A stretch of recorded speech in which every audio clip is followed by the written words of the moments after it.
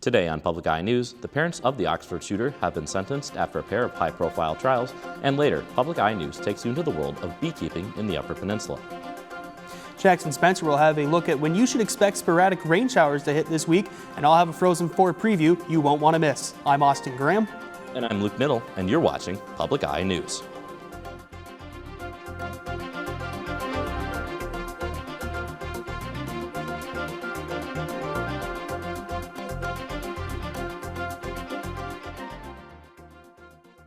A Michigan judge has sentenced the parents of school shooter Ethan Crumbley to a minimum of 10 years in federal prison in a landmark case.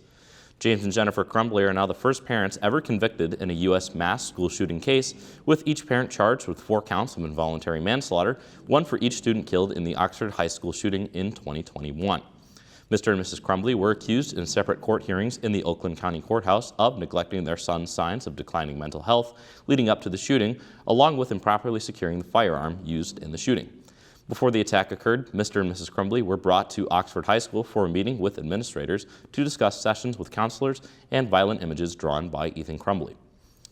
And the Great Lakes Cannabis Collaboration Conference will be hosted on Tuesday, April 23rd, located at Northern Michigan University. The conference's main goal is to showcase new developments on cannabis education, along with scholarships.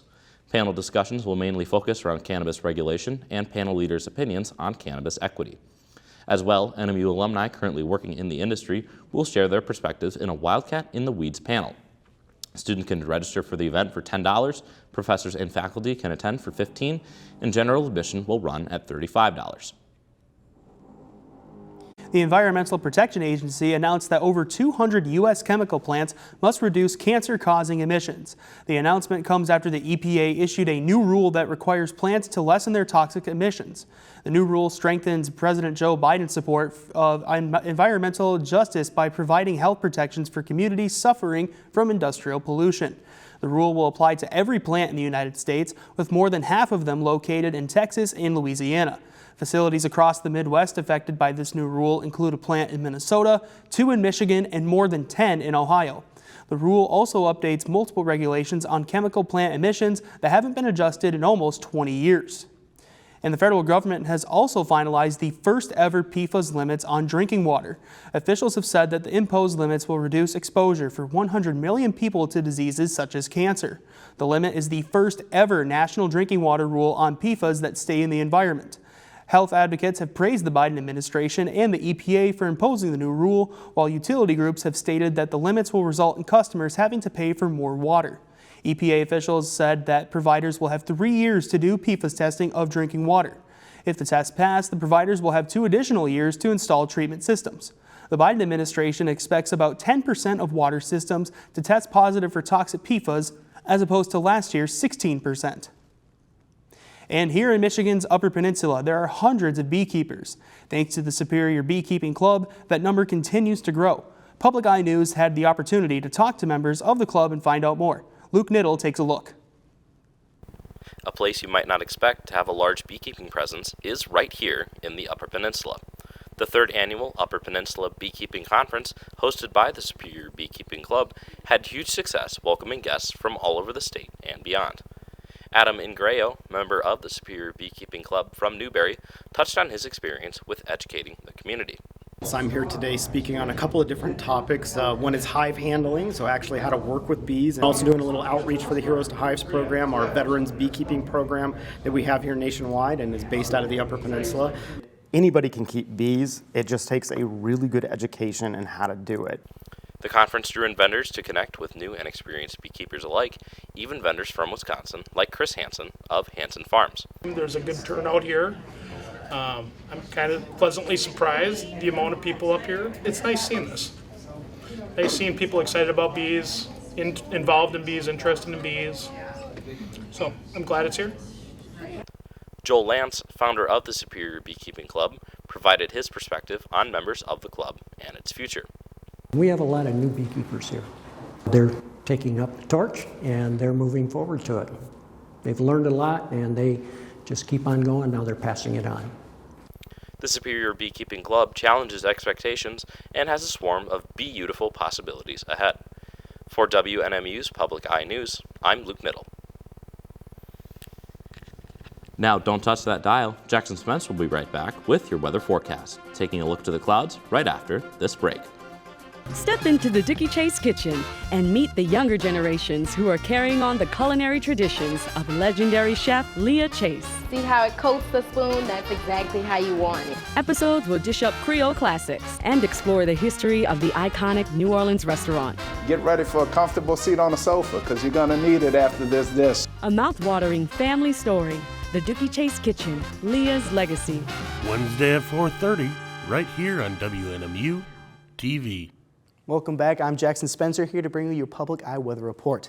And first off, taking a look outside, it looks beautiful outside. We got blue skies, green grass, and some people soaking up some sun. Then moving on to the map. In Houghton, it is 66 and partly cloudy. And it looks like everywhere is partly cloudy. Ironwood, 64. Iron Mountain, 69. Menominee, 61. Moving over to the other side of the UP. Escanaba, 57, Manistee, 53, Sault Ste. Marie, 62, and in our lovely Marquette, 54. And delving deeper into those current conditions, we have winds northeast 7 miles per hour with a barometric pressure of 29.81 inches and falling. Tonight's conditions, we're going to have mostly cloudy skies with a temperature of 48 and winds east-northeast 7 miles per hour. Tomorrow, it's going to be a bit rainy with a high of 49, low of 37, winds north 15 miles per hour. And then taking a look ahead, Friday, high of 44, low of 35, some more rain. Saturday, high of 46, low of 37. The rain's going to go away, still some more clouds. And then on Sunday, high of 48, low of 37, and the sun will peak out again. That is all the weather I have for you today. Back to the news desk. Thank you so much for that weather update, Jackson. Hopefully everyone in the UP will be able to catch some of those beautiful rays. Jumping back into some more national news, the state of Arizona will soon join 14 other states in a total ban of abortion in all stages of pregnancy, enforcing an 1864 law criminalizing all abortion, including rape and incest, with the exception of the mother's life being at risk. Enforcement won't begin for at least 2 weeks, with a timeline of up to 2 months due to an agreement on a related case in Arizona. With a near total ban, abortions are expected to drop in the state from around 1,100 to nearly zero, an estimate by the Society of Family Planning. Since the overturning of the Roe v. Wade ruling in 2022 by the Supreme Court, most Republican states have enacted stricter regulations on abortions, while Democratic-backed states have kept looser guidelines. And 3 sons and 3 grandchildren of Hamas's senior political leader, Ismail Haniyeh, were killed today by an Israeli airstrike in the Gaza Strip. So far in the war, Haniyeh's sons are amongst the highest-profile members to be killed. Israeli military stated that the men were conducting militant activity with no further explanation. The strike to Hamas comes as Palestinians in Gaza silently observed Eid al-Fitr, marking the end of the holy month of Ramadan, by visiting the graves of loved ones killed in the fighting of the war. Meanwhile, President Joe Biden has stated that Israeli Prime Minister Benjamin Netanyahu is not doing enough to increase humanitarian aid to Gaza. Over the duration of the war, over 34,000 people have been killed in fighting, with 33,000 casualties being Palestinian. And the summer travel season is almost upon us, and everyone knows flying can be stressful. One of the world's busiest airports is helping travelers take a load off with some help from some furry friends. CBS's Ian Lee reports. These pups are on patrol at Istanbul Airport.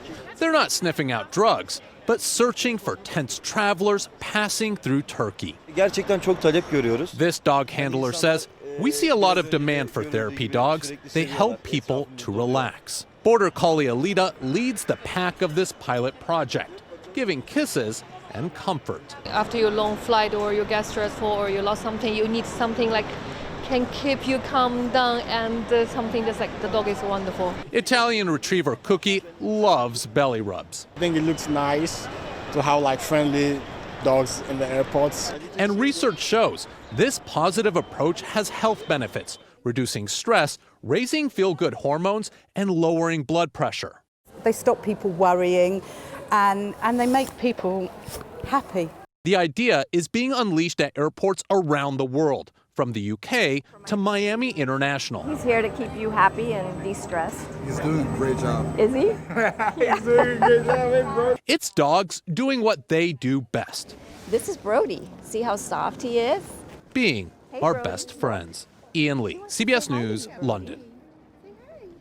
And right after this break, I'll be back with some action on the ice in your Public Eye Sports recap. Stay tuned.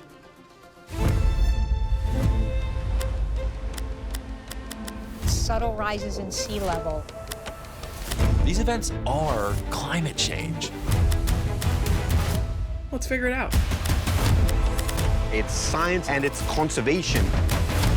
We're at a period of remaking the world. We can change the Earth. We're doing this for the future. If we don't, what then? Welcome back. I'm Austin Graham, and this is your Public Eye Sports Report. Starting off on the ice, the men's Frozen Four is set to begin tomorrow with two exciting matchups. Denver is set to battle Boston University, while Michigan is set to face Boston College. The Wolverines made their way to the Frozen Four with wins over North Dakota and Michigan State in the Midwest region of the tournament. Boston College punched their ticket with wins over Michigan Tech and defending national champions Quinnipiac. BC has been touted as the best team in college hockey this season, having only 6 losses on the season. Michigan comes into its third straight Frozen Four appearance with a 23-14-1 overall record. The winner of this game will play for the national championship on Saturday. Puck drop is set for tomorrow night at 8:30. Keeping things on the ice, the Detroit Red Wings lost a heartbreaker to the Washington Capitals last night, 2-1. After an uneventful first period, the Capitals scored 2 unanswered goals from Alex Ovechkin and Dylan Strome to round out the second. Despite outshooting the Caps 43-23, the Wings couldn't find the back of the net until late in the third with an empty net goal from Patrick Kane. With the win, Washington jumps ahead of Detroit in the wildcard race, slimming the Wings' chances of a possible Stanley Cup playoff appearance. Detroit still has a chance to make the postseason, but they'll have to get back in the win column first. The Red Wings will hit the road to face another team in the race, the Pittsburgh Penguins, tomorrow night at 7.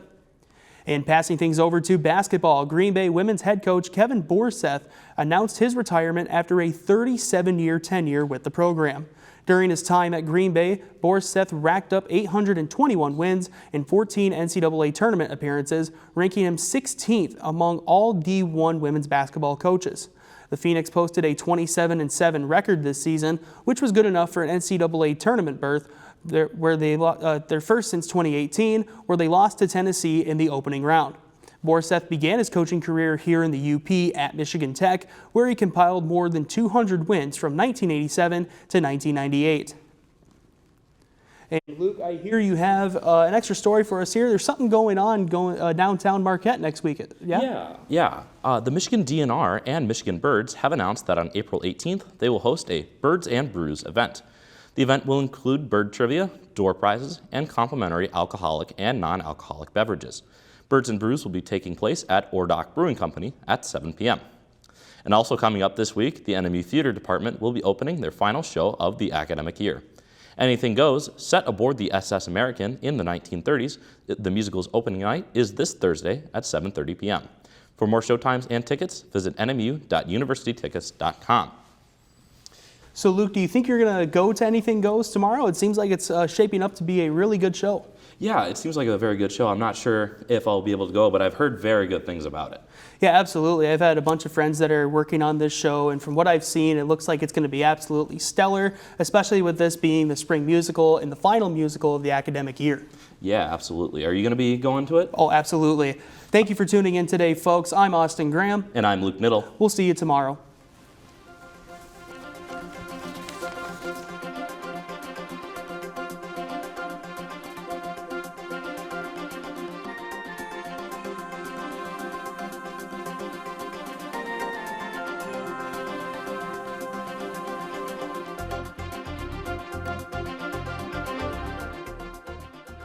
The preceding program was produced by WNMU-TV, Northern Michigan University Public Television, in studios located in Elizabeth and Edgar Hardin Hall. Thanks for watching Public Eye News. You can subscribe to our YouTube, tune into WNMU Channel 13 every weekday at 4, or follow our Instagram at NMU Penn to never miss a story.